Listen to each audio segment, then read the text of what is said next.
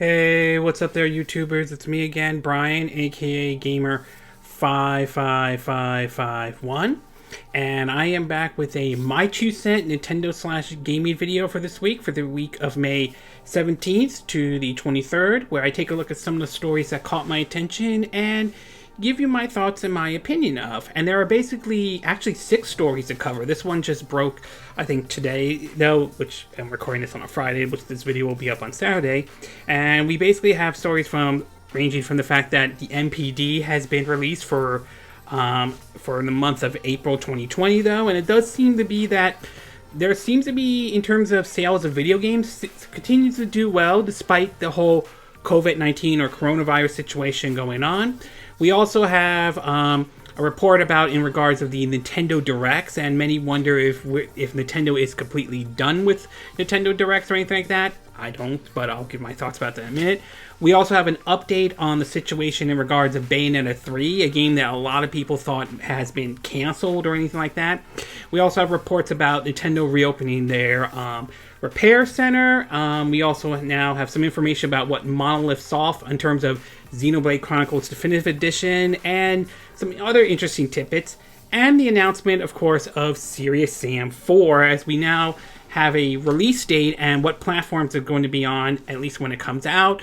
Although one particular platform, Stadia to be exact, isn't exactly sitting well with pretty much everyone or anything like that.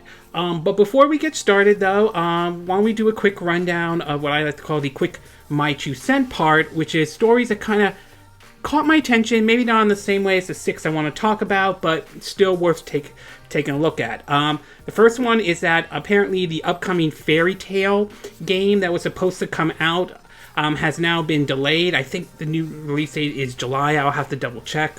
Or I think June. I'll have to double check it. But apparently the Koei Tecmo announced that they're delaying it because of the whole situation with the coronavirus. Obviously, a lot of people, are trying to work from home and all that stuff. So it isn't surprising that this game got delayed or anything like that, because a lot of businesses, even the gaming industry as well, are making some adjustments to the whole work from home kind of situation. So this doesn't surprise me at all. We also now know that Nintendo and Lego will be rolling out a power-up pack set for the upcoming Super Mario Lego set, where you could dress Mario up in different outfits, like the outfit from Mario wears in Super Mario Maker 2, to Fire Mario, Propeller Suit Mario, and of course Cat Mario from Super Mario 3D World and everything like that.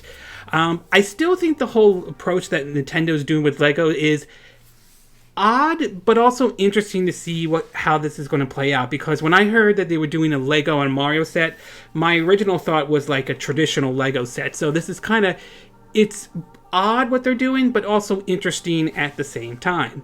And last but not least, we now know that out of nowhere, Journey to the Salvage Planet has now launched on the Nintendo eShop as well, sort of a stealth launch in a way, and basically 505 Games is planning to release a physical version along with Invincible, I believe that's the name, Invincible, which supposedly the physical version is planning for a June 25th release date. Now, I haven't tried Journey to the Savage Planet yet, but I've heard some good things about it, including some comparing it to sort of like Metroid Prime, so I might give this one a try, though. Although I don't know if I'm debating whether I should download it off the Nintendo eShop or go with wait for the physical version, though. Okay, with the quick, now that we're done with the quick My 2 Cent part, we'll get started with our first story, and this one has to do with the announcement of Serious Sam 4. Now, I had never really heard of Serious Sam before. I've heard of characters. Yeah, I've heard of games like Doom and Duke Nukem and all that stuff. But Serious Sam, that's one I never heard of. But it certainly has gained a following. And I did try out the new Serious Sam collection game on Google Stadia, which I'm planning to do a review on, or my thoughts about Stadia to be exact. And I definitely see the appeal from it. It's definitely even though it's an old game from back in the days, it's still fun and enjoyable. So it was kind of interesting to hear that Serious Sam 4 was in development, but now we have supposedly not only a new launch date, but we also know what platforms it will be on when it comes out. However, one platform may not sit well, it isn't sitting well with everybody out there, though. And that is, apparently we now know that it is a timed exclusive, at least somewhat of a time exclusive for Google Stadia, though. In an article from 9to5 Google, it reads that, quote, Google has been working to bring a suite of time exclusive games over to Stadia, usually under the brand First on Stadia. But thus far, they've mostly been indie titles like Get Pack and Lost Words. Later this year, Google is picking up a new time exclusive in the form of Serious Sam 4. Earlier this year, the folks at Croteam, Croteam, and Devolve Digital brought remastered versions of the first 3 Serious Sam games on Stadia as the Serious Sam Collection. They say, quote, if you haven't gotten the chance to enjoy the mayhem and onslaught of alien enemies to defeat, you can currently still claim the Serious Sam Collection for free with a Stadia Pro membership. For nearly 5 years, fans of the franchise has been anticipating the release of Serious Sam 4, eager for a chance to see what the next generation of consoles can offer to enhance to their alien blasting experience. We got our first real taste of the Serious Sam for this week with a series of trailers, each one putting a spotlight on the improved feature, including the Legion system. However, Devolve Digital, speaking with Kotaku, shared that Serious Sam 4 will actually have a period of exclusivity on Google Stadia when it launches in August. According to the publisher, Serious Sam is slated to release on both Xbox One and PS4 sometime in 2021. Notably, as we learned with EMBR sometimes, time exclusives only mean Stadia is the first console that the game launches on. So while Xbox and PlayStation owners will need to wait until 2021 to pick up Serious Sam 4, it will be launching on Steam for PC players simultaneously with Stadia in August. So obviously that's basically right now it is a timed exclusive. And I have to say, I'm kind of mixed on this to a certain degree, though. On one hand, though, I understand that in order for basically Stadia to be a success, though, they need to get exclusivities. They need to get exclusive to really draw people into the platform and all that stuff. And I can understand the argument, and sometimes developers like the idea because of, more money and all that stuff. But at the same time, I can also see the other side of the argument, as not everyone is a big fan of the idea of, the whole time exclusivity and all that stuff. As we saw with, Epic doing with the whole Epic Game Store stuff, though. Obviously, last year we saw a lot of people were upset with, Borderlands 3 being exclusive to the Epic Game Store, or timed exclusive, though, and not everyone was thrilled with that. Although, despite that, it didn't seem to stop the game from doing very well or anything like that, though. And in terms of the exclusivity, though, I have to say, when it comes to that, I tend to favor more the type that, like companies like what Nintendo did with Bayonetta 2, where they said, hey, we'll fully 100% fund this game in exchange for making it as an exclusive onto our system. And that kind of exclusivity I actually agree with. If you're willing to fully fund a game with your own money, then yeah, I don't see anything wrong with that kind of approach when it comes to that kind of exclusivity, though.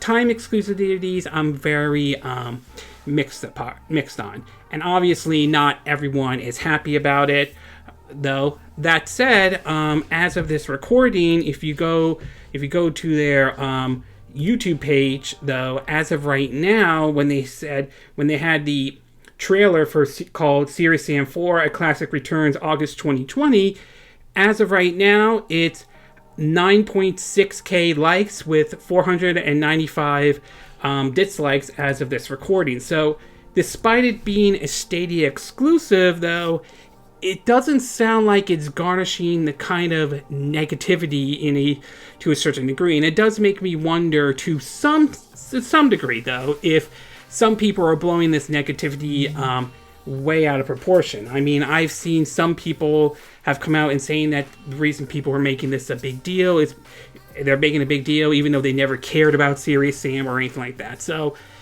I mean, Yes and no on that one, but it is certainly a controversial decision Default Digital made on this, though. Am I looking forward to trying the game out? Yeah. I mean, I might give it a go on Stadia and give it a try and see how that turns out, but we'll have to wait and see what happens when the game comes out on this August to see whether or not the time exclusive hurts Serious Sam 4 or if it doesn't hurt Serious Sam 4 at all. So overall, we do have a release date for Serious Sam 4. However, and we do know, we do know it's coming to the PC via Steam.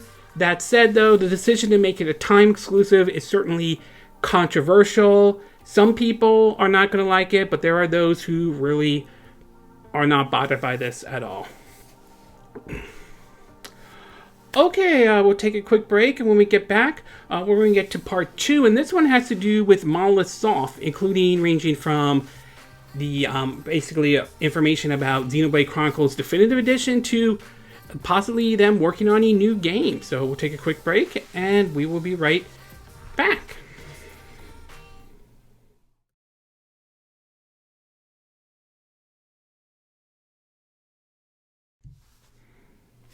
Okay, and we are back with part 2 of our My 2 Cent video, and for this one we're going to be taking a look at Monolith Soft in terms of what the whole information about Xenoblade Chronicles Definitive Edition, and of course some information they put out, and possibly them working on a new game. Now, one of the important studios that Nintendo has, along with all their other ones as well, is of course this Monolith Soft, and they produced the original 2012 release of Xenoblade Chronicles, the game that many people thought would not come over here to the U.S. and all that stuff through the whole Operation Rainfall situation, that kind of campaign to get the game to come over. And obviously the Xenoblade Chronicles series has found its audience, though, especially with games like Xenoblade Chronicles X and 2017's Xenoblade Chronicles 2. So now that most of us are looking forward to this Definitive Edition, which is a reimagining or a remake of the original 2012 release of Xenoblade Chronicles on the Wii, now for the Nintendo Switch. And I'm looking forward to trying this game out, especially how it's going to look on the Nintendo Switch when playing it in portable mode compared to how Xenoblade Chronicles 2 was when playing that in portable mode, which the visuals kind of took a hit big time on that one. Hopefully Monolith has learned a lot from the Switch and all that stuff, so we'll see how that one plays out. But we do have some interesting information that came out in regards of in terms of the whole development process, or at least some of the stuff how they were working on with the Definitive Edition of Xenoblade Chronicles. And they also spilled some information in terms of what their next game, or at least some information about their next game that they're working on. In an article from Nintendo Life magazine, it says that, quote, Monolith Soft took care to avoid impact its new game while working on the Xenoblade Remaster. The article reads that, quote, in a recent interview with Japanese magazine Famitsu, Monolith Soft president has discussed developing new content for the upcoming Xenoblade Chronicles Definitive Edition without having an adverse effect on other projects currently in development. The game, a high-definition remaster of 2010 Xenoblade Chronicles for the Wii, although I think it was released in 2012 here in the US, though, is released for the Switch on the 29th of May and features a brand new eulogy entitled Future Connect. In a Q&A, which they have fully translated, they mention of a new title that was in development along with the remaster. They outline how the studio divided time between the projects when development of the remaster began. And according to the comment, they said, quote, a planning document was created while Xenoblade Chronicles 2 DLC was being produced, and it was completed around May 2018. We officially started development in August 2018 after development of Tora, the Golden Country wrapped up. I think in that sense, it could be said that both projects have been progressive alongside each other, but staff was divided three ways. Staff working on the new title, staff working on Xenoblade Definitive Edition, and staff working on both. The person also mentioned this new game again later on. Famitsu asks, can you tell us about the sense of volume in Future Connect? It reads, quote, it took me about 10 to 12 hours to finish, so I think it will take players a bit longer to complete the first time. I say there are about 20 hours worth of content in Future Connected when you include side quests. When you're developing a DLC, you can increase the volume of the game even more, but with a remaster such as this, it's just too expensive. And if we put too much resource into development, it would have had an impact on developing our new game. We try to balance the development to be compatible with these limits in mind. Monolith Soft has grown as a company over the last few years, more than doubling its employees' numbers since 2014, and is helping Nintendo with development on the upcoming sequel to The Legend of Zelda Breath of the Wild, much as the company did on the original game. With that in mind, it's very likely that what this person is referring to is the tentative title of Breath of the Wild 2 when he mentions this new game. However, there will be many fans hoping that perhaps it's an entirely new entry in the Xenoblade series, or even just a Switch port of the Wii U Xenoblade Chronicle X. Would love to see that happen, although they point out money is apparently an issue with that one. Regardless of the nature of the project, we're eager to sample more of Monolith Soft's fine work. It also points out that, quote, they helped out on Animal Crossing 2, it seems Monolith is becoming an integrated part of Nintendo's development inner circles. As far as their what their next project is, there isn't much, although according to Go Nintendo, there's certainly some interesting tidbits that they put out, though. Some of it probably was on the Nintendo Life article, but according to it, it says, quote, Production Group 1 handled Xenoblade Chronicles Definitive Edition and is also working on the new game. Xenoblade Chronicles Definitive Edition Future Connected Eulogy could have been longer if offered as DLC, but that would have taken away team resource for the new game. That was mentioned, though.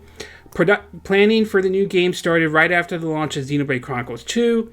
Monolith Software presented the idea to the new game to Nintendo back in May of 2018, and Xenoblade Chronicles Definitive Edition and the new games both went into full production after Xenoblade Chronicles 2 toward the Golden Country, which would have been August 2018.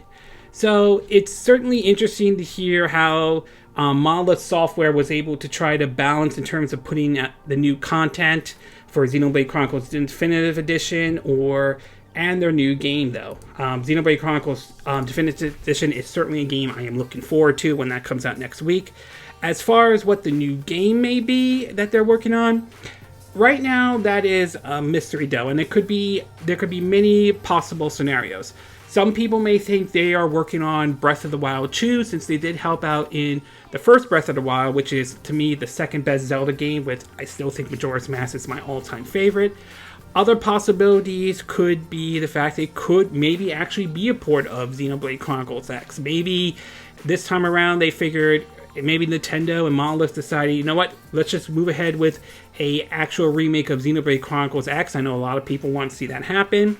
Other possibilities is that maybe there are other games that Monolith did that maybe they're looking forward to maybe to bring over to the Switch. Like, one of the examples was Disaster Day of Crisis, a game that was released on the Wii U, but not the Wii U, I mean the Wii, but never saw the light of day here in the US.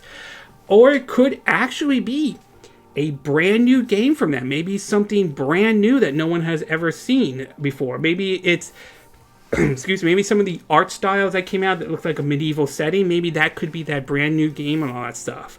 Either way, hopefully we'll hear some information soon about it, but in the meantime, though, I would say overall, it's very interesting what went into the development process of the Xenoblade Chronicles Definitive Edition and all that, so I'm still looking forward to that game, and I am looking forward to what their new game that Monolith Soft is working on, but as of right now, it's pretty much anyone's guess at this time.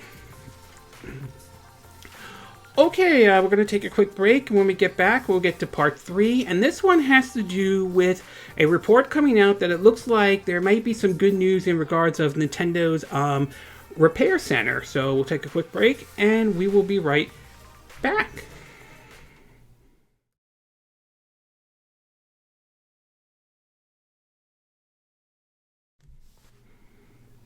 Okay, and we are back with part 3 of our My Two Cent video, and for this one, we're going to be taking a look at, apparently, Nintendo has reopened their repair center, though. For those who are not familiar, those, basically, if you have, like, a defective Nintendo product or anything like that, you could ship it up to there, and they will take a look at it, and hopefully they'll be able to fix it. If they can fix it, that's great, although I'm pretty sure there may be some occasions they can't fix it or anything like that.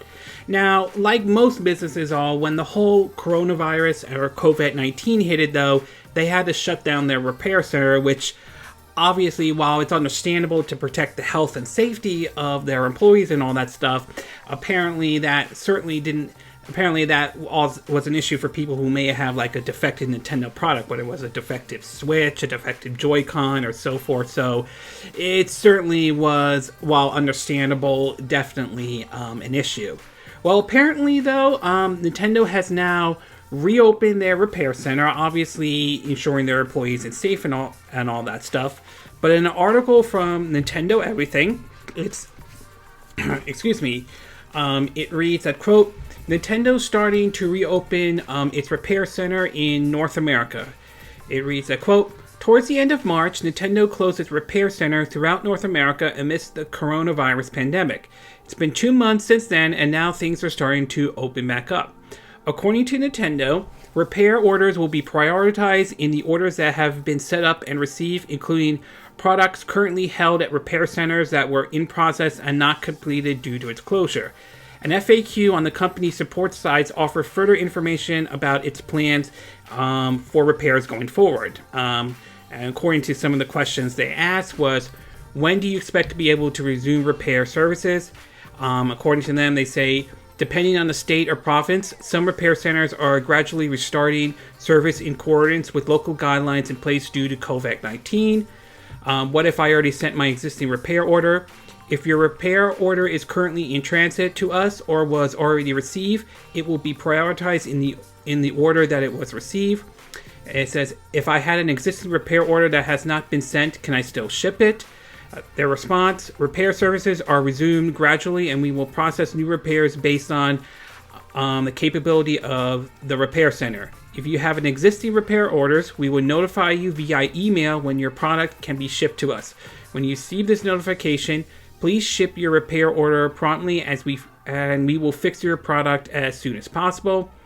It says, quote, another question, can I use my existing repair order, shipment, label, and instructions? Their response, quote, your repair orders will remain on our systems for 180 days. You could still use an existing repair shipping label within that time. If it has been more than 180 days since your repair order was set up, please contact us to set up a new repair and receive a new shipping label. It says, another question, what if my product warranty expired before I was able to send the repair? Their response, if the warranty to your product expired during the closure period, we will still repair your product free of cost as long as the repair order was set up during its warranty period, which honestly I think that's good. I think that's great that even if your warranty expires, though, they'll still fix it if it was expired during the time of closure. I think that's a really good thing indeed. Another question, how do I check the status of my repair? They tell you, after you ship your product, please visit Nintendo's online retail status page to view the status of your repair order.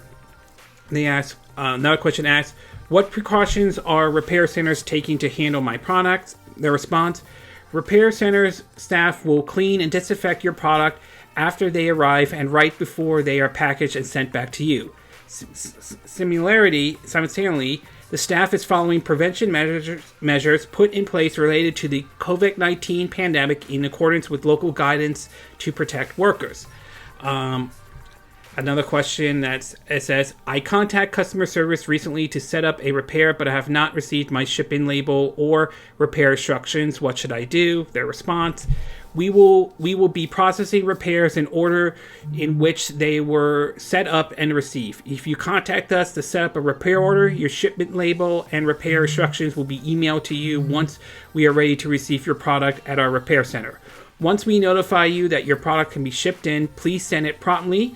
We plan to make significant significant staff and parts available to fix your product as soon as possible.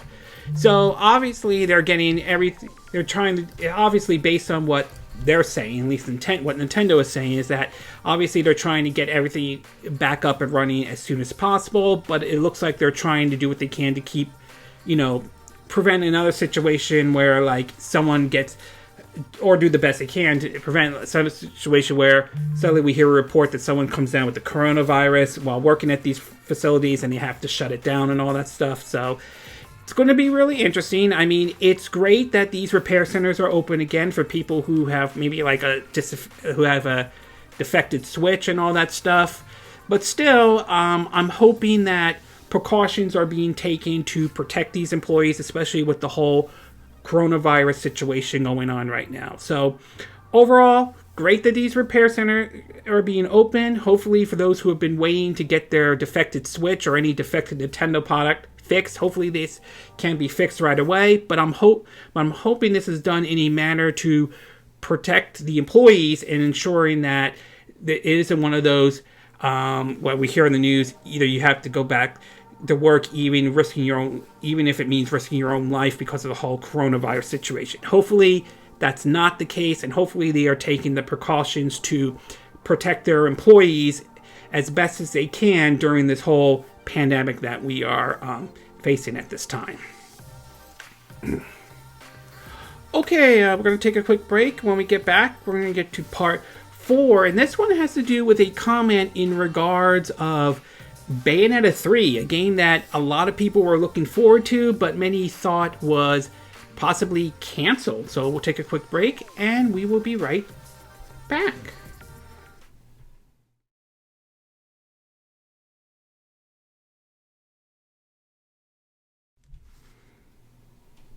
Okay, and we are back with part 4 of our My 2 Cent video, and for this one, we're going to be taking a look at the situation in regards of Bayonetta 3.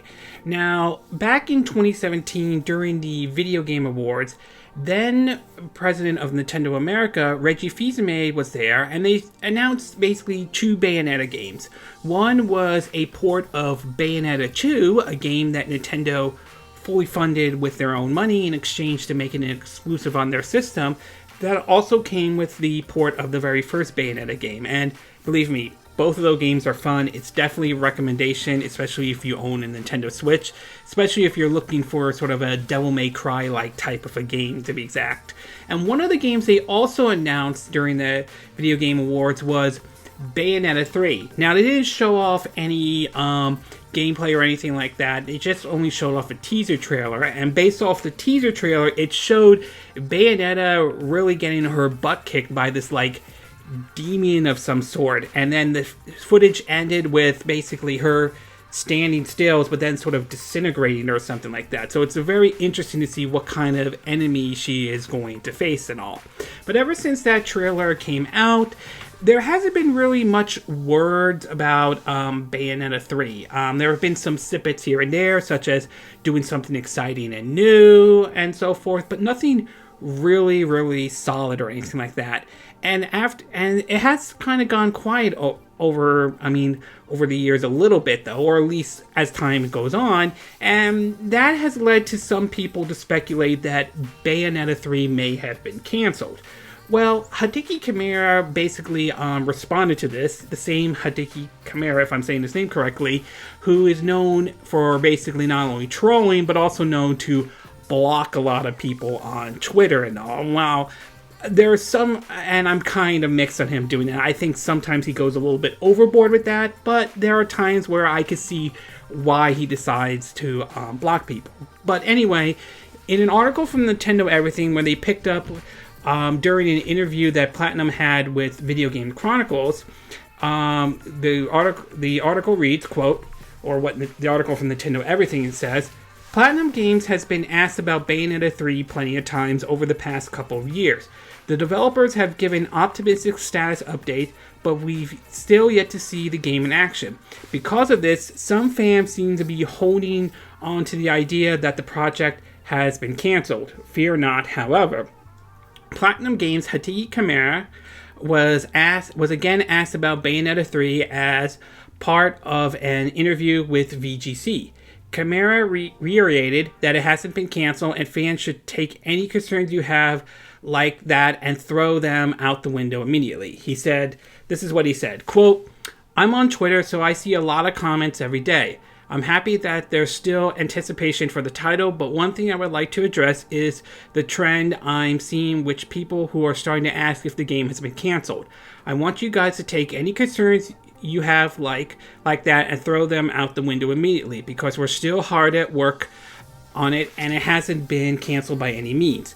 Please look forward to it." And basically that is his response to the whole situation in regards if the game has been canceled or not. I could see why some people are a bit concerned because of the whole radio silent situation. It does lead to some sort of impression that the game has been canceled and all. Now, are they probably hard at work on it though? It is possible though. Maybe they're not ready to show anything at this time. Maybe there's some areas they have to work out. So there's always a possibility that maybe they're not ready to show something though.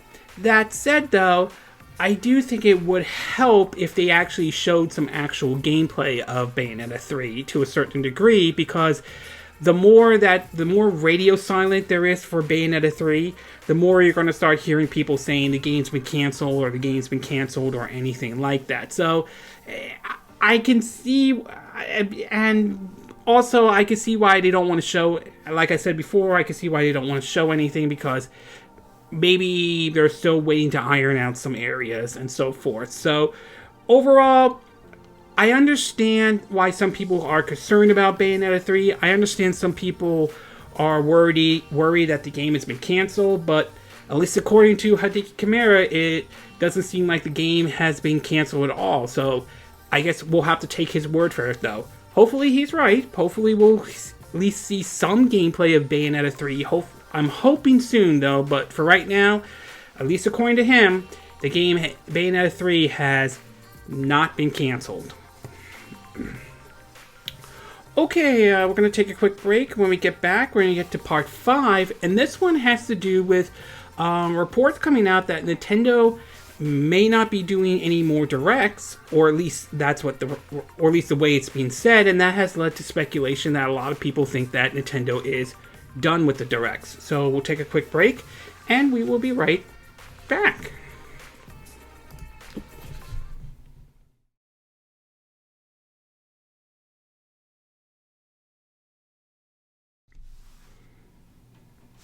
Okay, and we are back with our 5th part of our My 2 Cent video, and for this one we're going to be talking about the current situation in regards of the Nintendo Directs. Now, ever since like around I think 2013 or so, Nintendo has sort of taken, in terms of announcing their games, to a different approach with what is often referred to as the Nintendo Directs. And sometimes these directs can be good, sometimes they're not always good though, so it ultimately depends on one's preference and taste. But either way though, a lot of Nintendo fans always look forward to a Nintendo Direct though.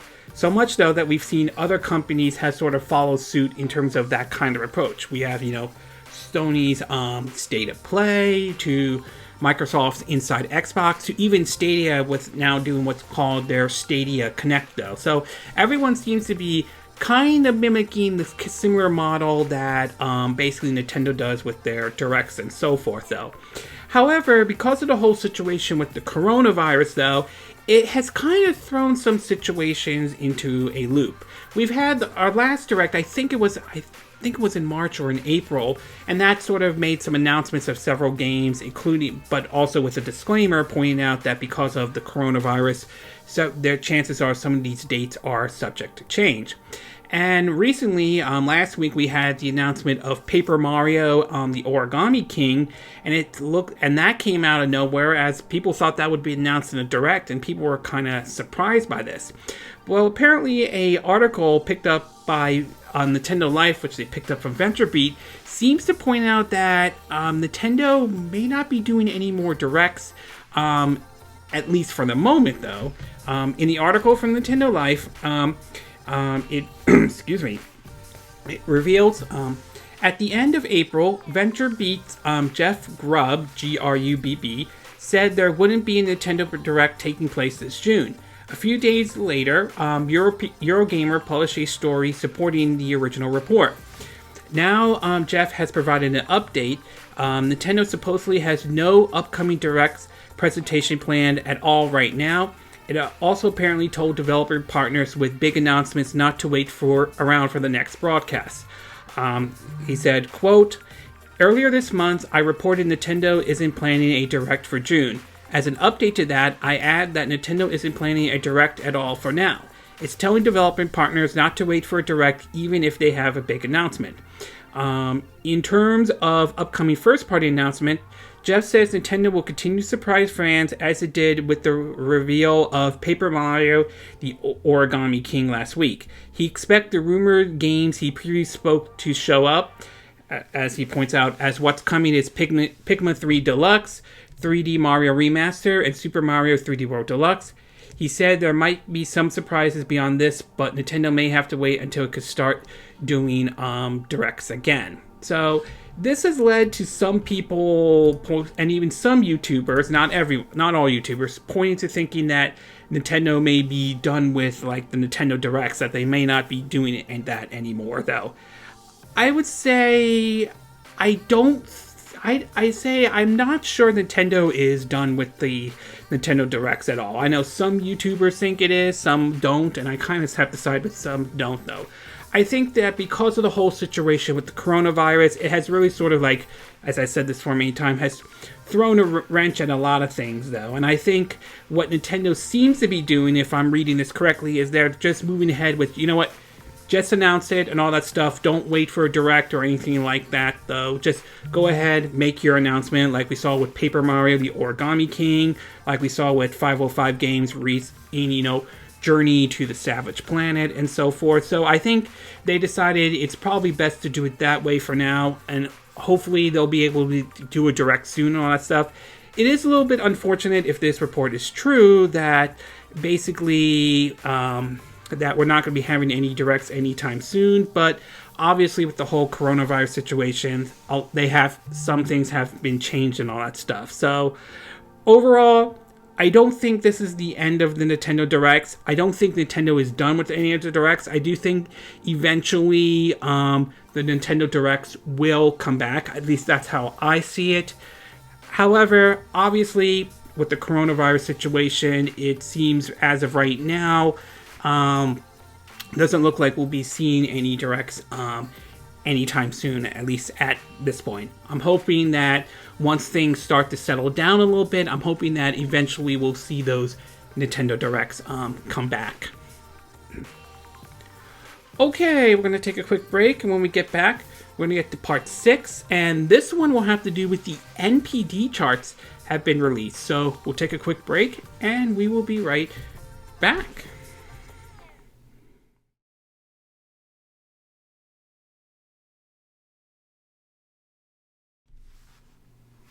Okay, we are back with our 6th and final part of our My 2 Cent video, and for this one, we're going to be taking a look at the NPD charts, as they have finally released the ones for April 2020, and there are some interesting numbers, there's some interesting ones on there, including basically, despite what's going on with the whole world, with the whole coronavirus, it seems in terms of sales of video games, that seems to be doing very well. Plus, we have some information on the Animal Crossing New Horizon, how well that's been doing, and even Final Fantasy VII Remake. So, in an article posted from VentureBeat, it reads that, quote, April 2020 NPD US game spending breaks records. It reads that, quote, cooped up consumers spending truckloads of cash on video games in April, according to industry tracking firm the NPD Group. Spending on tracking new games, hardware, and accessories and game cards hit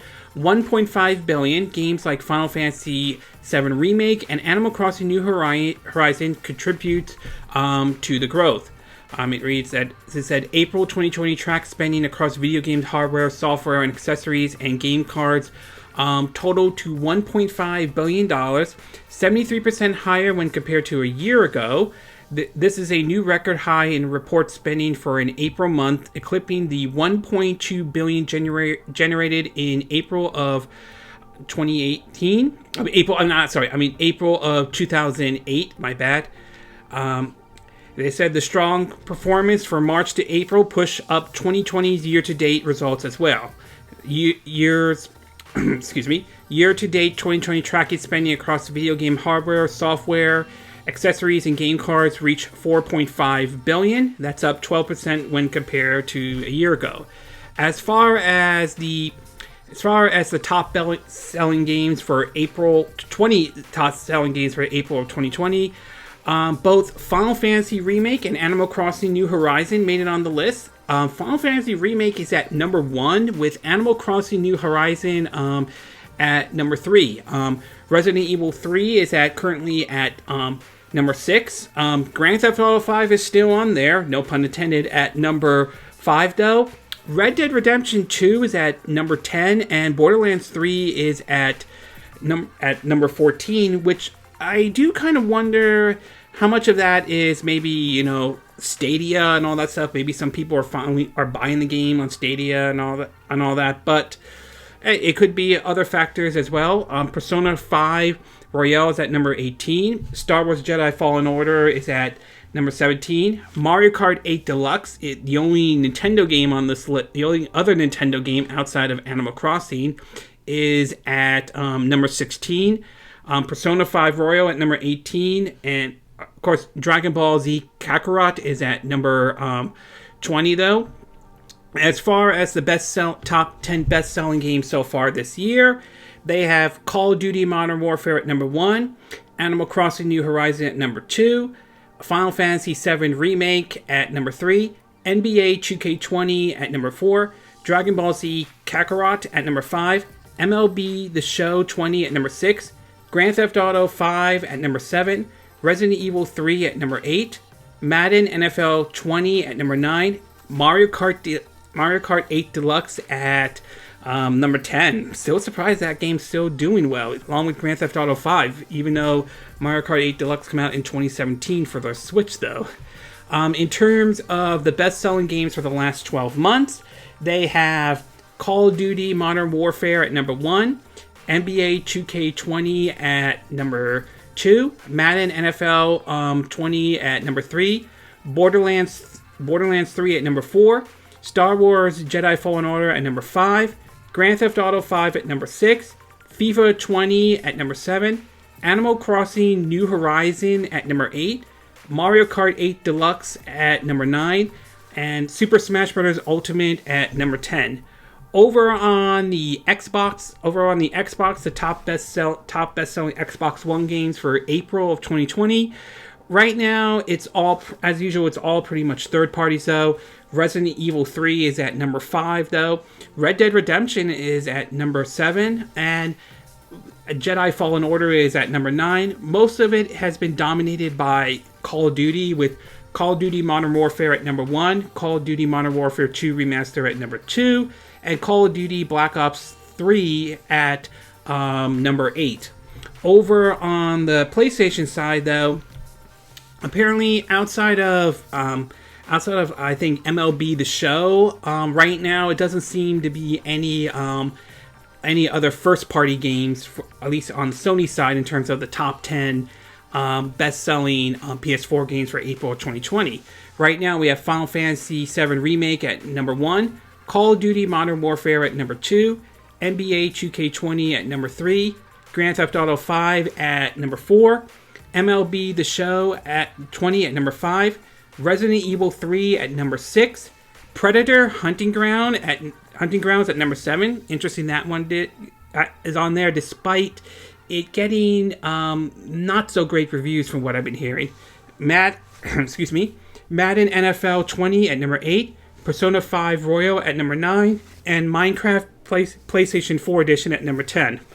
Over on Nintendo side, on the Nintendo Switch side, though, obviously the majority of this list is basically first-party games, and Animal Crossing at New Horizon at number 1 isn't surprising considering how well that game is being received. The one surprise, however, is we have one third-party game on this list, and it's not Ubisoft's Just Dance. No, it's basically Square Enix's Trial of Mana is only game on this list, the only third-party game on this list, though. So basically, we have Animal Crossing New Horizon at number 1, Mario Kart 8 Deluxe at number 2. Oh, I should probably apologize. Actually, that's 2 third-party games. Just Dance actually is on this list, though. So my bad on that part, though. Just Dance 2020 at number 3, Super Smash Bros. Ultimate at number 4, The Legend of Zelda Breath of the Wild at number 5, New Super Mario Deluxe at number 6, Luigi's Mansion 3 at number 7, Pokemon Sword at number 8, Trials of Mana at number 9, and Super Mario Party at number 10, though.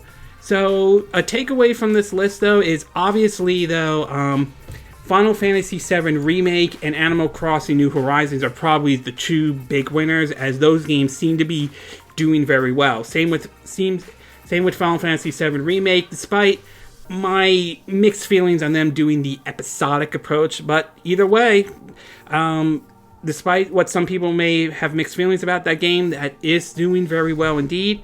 Grand Theft Auto 5 is still hanging on there, and it still amazes me how that game still keeps going and going after all these years, though.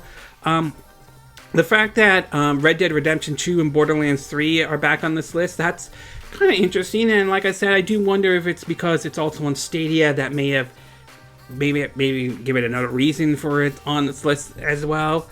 So that's certainly nice. Mario Kart 8 Deluxe, yep, that continues to be on this list, but to see Trials of Mana, to see that on the top 10 best-selling Nintendo Switch, it's nice though. It is a little, unfortunately, you're not seeing it on, like, say, the top 10 PS4 games. I'm somewhat disappointed, but it's nice to see that it's finding some love on, the Nintendo Switch and so forth. So, overall, the big takeaway is that obviously Final Fantasy VII and Animal Crossing New Horizon was like the real big winners and all that stuff. And despite the whole situation in terms of the coronavirus, it doesn't seem to have stopped people from spending money on a lot of video games and all that stuff. So it's going to be interesting to see how all this will play out, especially coming in the fall and all that stuff.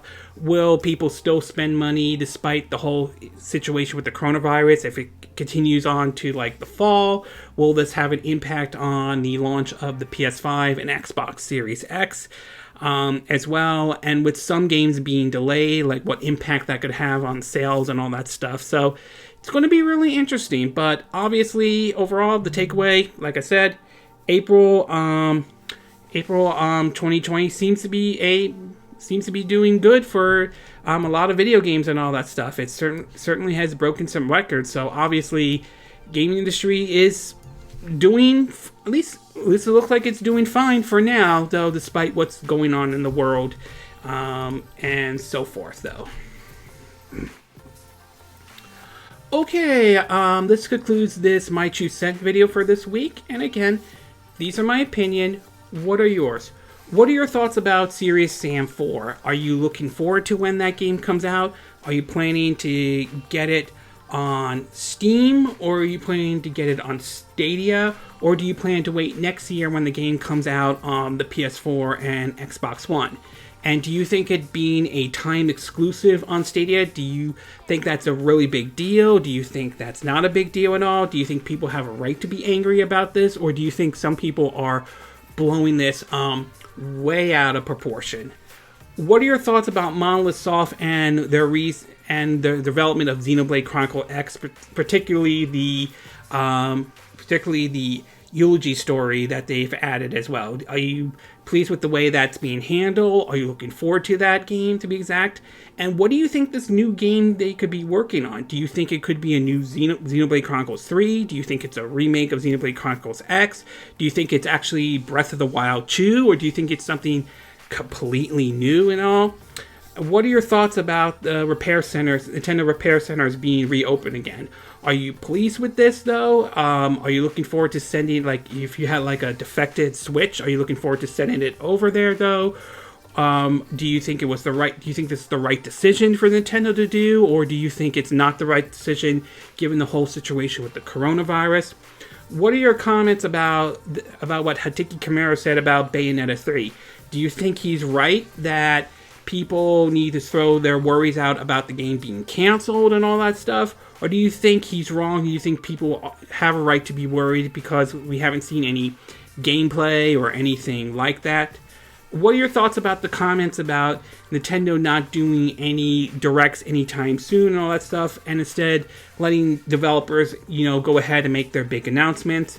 Do you think this is the right call for Nintendo? Do you think that this means that Nintendo is not doing any more directs? Or do you think that right now, given the current situation around the world, especially with the whole coronavirus, they're trying to reassert some stuff to hopefully one day do Nintendo Directs again? And what are your thoughts about April 2020's NPDs, though? Are you surprised that Animal Crossing New Horizon and Final Fantasy VII Remake were the top winners? Were you not surprised on this? Were there games that you wanted to see that were like the best sellers? I mean, were there other games that you wanted to see that were like that you thought should have been considered best sellers? Do you agree with what I said in this video? Do you disagree? Do you have a difference of opinion? As always, sound off on the comment section below. Let me know what you think. And if you like this video, I hope you hit the like button. I would appreciate it. And I hope you do subscribe to my YouTube channel. If you do, make sure you hit the bell icons for notifications of any new videos I put up. Also, feel free to share this video if you want to, and feel free to donate to my channel if you like. You could do it through PayPal Me or Patreon. Links will be in the description down below. And I will see you again next time when I do another video. Hopefully that'll be soon. Until then, from Southern California, I wish you all a good day, and I hope you guys are staying safe out there. And of course, wash your hands, wash your hands. Hand sanitizers can be helpful, but hand sanitizers should never be treated as a replacement to using soap and water. Bye!